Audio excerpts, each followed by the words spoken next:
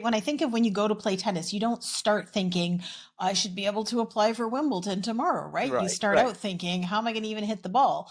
And you go and you look goofy and you try to go at hours when everyone's not there and you Sure. practice and you get better, right?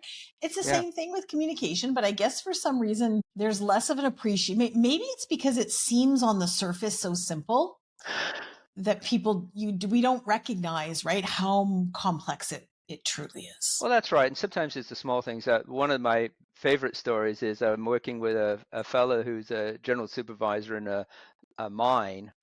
And I had the privilege of actually working with him on site, which was a fun thing to do, working on a mine Yeah. site, following this Gosh. guy around.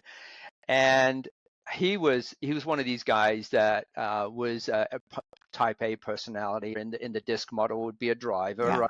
right? Just go get it done. Results are all that matter. I mean, he was so much of a driver that I was almost running to keep up with him in the plant. So, but after about 6 months of working with him, I walked into his office one day and he turned to me, he said, John, he said, I was out. I have to tell you, I was out shopping with my wife last night, and she turned to me and said, you seem to be listening more. And I went, yes, it's Yes, like, I've done it. because his whole thing Nice. was to learn to need to slow down Yeah. and listen more. And to do that, it's quite simple. It's to ask questions. Mm. If you need to slow down, learn to ask more questions. Let's ask to learn more open-ended questions, Mm. clarifying questions, getting to slow down so that you're listening.